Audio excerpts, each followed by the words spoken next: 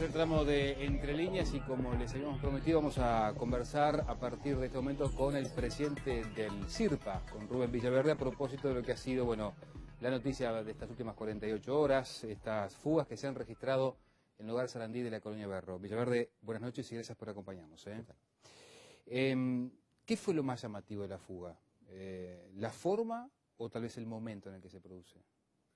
Ambas cosas. Es una fuga masiva, inadmisible, de un centro que cuenta con medidas de seguridad que hasta hace 48 horas eran adecuadas y validadas tanto por nuestros equipos de seguridad como por la tarea que desempeñamos en forma conjunta con el Ministerio del Interior. Tenemos que pensar que estamos ante un fallo humano importante en materia de control y de no respeto seguramente a las rutinas, a los procedimientos, al protocolo de seguridad que está muy claramente establecido y que nos provocó esta situación que nos ha dejado muy mal parados. ¿Hay que pensar en el fallo humano de una persona o una concatenación de errores humanos que terminan en esto? Probablemente estemos ante una suma de errores y de problemas en los controles, tanto internos como externos al centro. Acá pasó un tiempo que todavía hay que precisar cuánto fue, en donde nadie detectó que había habido una fuga de semejantes características. Acá nos faltó un individuo y hubo un error en el conteo. Acá faltaban 13. ¿Cuántos son los funcionarios involucrados? Hay dos turnos. Hay un cambio de turno a la hora 7 de la mañana. El turno de la noche estaba integrado por 4 trabajadores y el de la mañana, junto con el personal de dirección, entre 8 y 10 personas más. ¿Hay contradicciones entre lo que a priori declaran los funcionarios? Hasta las 4 de la madrugada se hizo la primera ronda de toma de declaraciones. Allí opera el secreto que se debe manejar en estos casos y aún no tenemos indicios primarios de cuál es la lectura que está teniendo el departamento jurídico. A partir de horas del mediodía se inició una segunda ronda de preguntas a partir de discordancias entre las declaraciones que iban surgiendo y datos que siguen apareciendo como puntos débiles u oscuros en la investigación. Por ejemplo, hasta esta hora, ¿a qué hora se produjo el hecho? No sabemos si fue a las 4, a las 5, a las 6 o a las 8 de la mañana.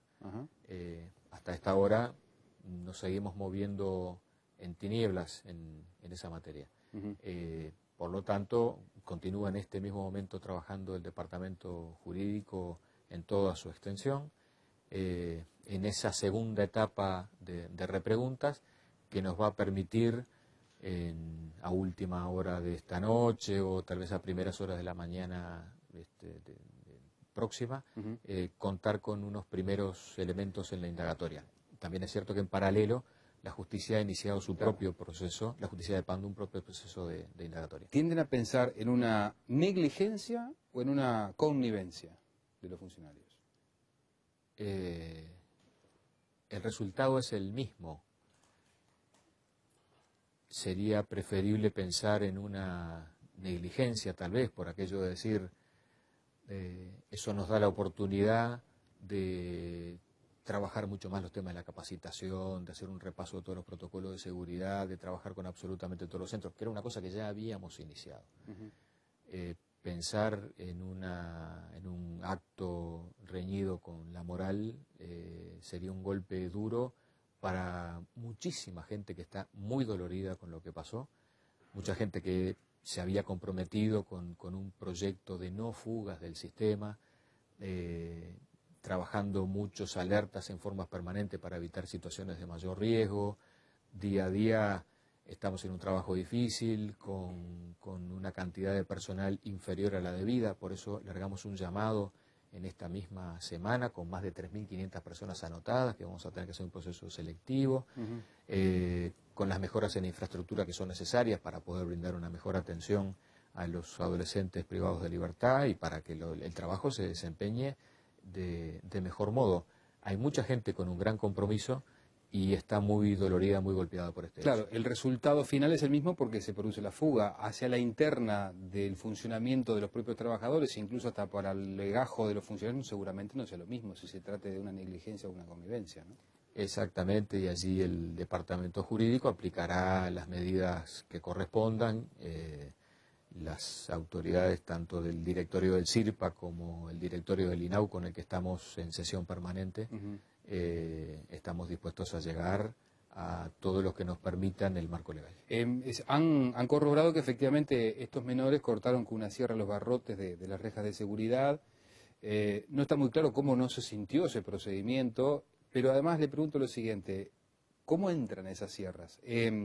Colonia Berro tiene detectores de metal. ¿En algún momento faltaron esos detectores? ¿No se aplicó el control con detectores de metal? Forma parte de la investigación. Detectores de metal existen. Cuando tenemos días de visita existe una requisa importante, muy al detalle. Hay que ver quién fue que entró esa sierra. De algún modo esa sierra llegó al lugar de los hechos y con ella se cortaron los barrotes de 2 rejas que hacen las veces de protección a la ventana de uno de los dormitorios del centro Sarandí. Si no entra la visita, es ingresada por los propios funcionarios. ¿Hay otra alternativa, pregunto? Del cielo no caen estas cosas. Por lo tanto, es parte de todas las cosas que hay que despejar urgentemente. ¿Y cómo califica la actuación de la Guardia Policial? Nosotros contamos con 4 garitas en el perímetro externo. Esa noche, aparentemente, por las primeras informaciones que nos hicieron llegar, habían 2 personas con licencia médica que no fueron repuestas. De todos modos, se fueron 13 personas. Según la hora en que haya sido, una explicación que ensayaron en un principio algunas de las personas con las que tomé contacto es que había una importante niebla en la zona, en la zona en las afueras de Suárez, lo que podría haber dificultado la visión del personal policial apostado en la garita. De todos modos, la actuación policial es materia de investigación del Ministerio del Interior, no es materia de investigación nuestra. ¿Tienen indicios de que esto estaba preparado con mucha antelación? No, por el momento no contamos con esa información. En la medida que la policía vaya logrando recapturar individuos, seguramente terminaremos de conformar el paquete informativo que nos permita saber exactamente qué fue lo que pasó. En cuanto a valoraciones, en cuanto a interpretaciones, Villaverde, ¿de alguna manera se le cruzó por la mente que lo que pasó políticamente con la entrega de las firmas en el Parlamento Nacional pudo haber incidido en este hecho? Personalmente no tengo ninguna sospecha al respecto. Yo no puedo trabajar sobre esa base de hipótesis. A más de un medio le he manifestado a lo largo de mi vida, alguna que otra vez yo levanté firmas para, bueno, poner a consideración de la opinión pública un tema. Creo que eso es lo que ha hecho un conjunto de ciudadanos que me merece el mayor de los respetos en el acuerdo o en el desacuerdo. Debo registrar además, y es bueno que la población termine de ubicar, que la creación del CIRPA es una creación con voto unánime en el Parlamento, que nuestro directorio es integrado por un representante de la oposición que desde los primeros días de enero viene trabajando codo a codo con nosotros todos los días, que venimos en una etapa constructiva y que tenemos muy claro los 3 integrantes del directorio, como el conjunto de los directores del INAU, que acá no venimos a un proyecto en donde lo que vale es la disputa política, sino a dar soluciones al sistema y en donde no estamos ingresando en ese tipo de competencia. Por lo tanto, yo descarto de plano que haya habido algún tipo de intencionalidad. Es verdad que pasó lo que pasó un día después de esa presentación, pero yo no hago ninguna vinculación al respecto.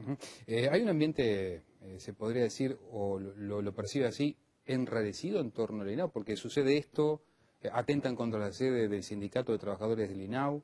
Es una situación que, ¿cómo la definiría usted? En los últimos días han habido artículos en distintos medios en donde, por un lado, se señala que deberían haber más jóvenes privados de libertad. Por otro lado, se han señalado pujas de las que, la verdad, no están teniendo cabida en este momento dentro del sistema. Eso no es parte de nuestro registro diario y tenemos convivencia con todo el personal y conocemos muy bien lo que son este tema de las internas en la institución. Por lo tanto, a veces uno puede llegar a pensar qué es lo que está pasando, que tantas cosas juntas van cayendo. En Semana Santa tuvimos un motín ante un intento de fuga. En ese caso la actuación policial fue muy buena y el destacamento apostado allí logró contener esa situación y se remitió un problema dentro del centro. Inclusive tuvimos un apoyo y una respuesta muy rápida de la Jefatura de Policía de Canelones, que nosotros nos tiene muy conforme. Pero no sabemos qué es lo que pasa porque es realmente llamativo el evento con estas características, realmente llamativo. ¿Temen un efecto rebote en el resto de los centros?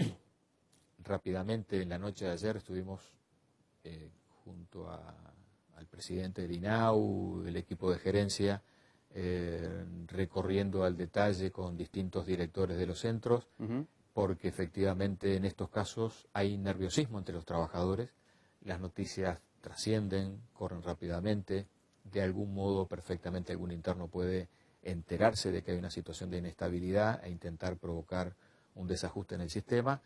Hemos tratado de repasar todos los conceptos que hay que repasar en estos casos. La primera noche la hemos superado. A lo largo del día de hoy, distintas noticias que nos hace prender alertas naturales. Bueno, los encendimos, estamos en permanente contacto. ¿Qué tipo de noticias, por ejemplo?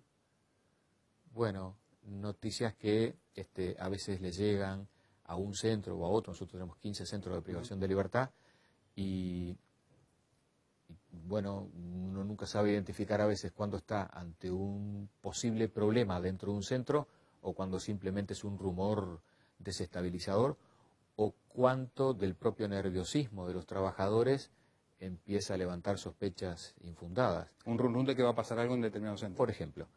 Entonces hemos trabajado discretamente con la policía de modo de reasegurar todos los centros y esperemos que no suceda nada. Por ahora estamos en ese momento de máxima tensión, pero con todo el personal muy comprometido en lo delicado del momento, muy golpeado también por la gravedad de los hechos, pero muy conscientes de que tenemos que salir adelante. Ha conversado, y le hago la última, por estas horas obviamente con el Ministerio del Interior. ¿Se puede aplicar algún otro tipo de medida disuasiva cuando, por ejemplo, se da doble vallado? Uno tiende a pensar que en el lugar de Sarandí no podía darse una fuga de estas características. ¿Hay algo más para hacer desde el punto de vista disuasivo desde el Ministerio del Interior? Trabajamos algunas ideas con el ministro y su equipo técnico asesor para incorporar algo más de tecnología, sistemas como sensores de movimiento, algunas cámaras de seguridad. ¿Pulseras no? Estamos trabajando un paquete de medidas, las tenemos que conversar con la comisión parlamentaria. Nosotros tenemos que llevar un informe en la próxima semana. Vamos a hacer un relevamiento muy preciso de todas las cosas que se nos ocurre pueden aportar para mejorar el sistema de seguridad. Hay varias ideas, algunas que suponen modificaciones estratégicas en la forma de intervenir sobre el perímetro de cada uno de los centros. Vamos a implementar un sistema de rondas algo diferente, bueno, anticipándonos a cualquier otro posible evento desgraciado. Villaverde, gracias por acompañarnos. Le agradecemos muy especialmente que nos haya acompañado esta noche en el marco de todos estos hechos y estas investigaciones. Gracias a usted. Amigos, tenemos más Entre Líneas. Tras la pausa, más informes de nuestros compañeros. Enseguida volvemos.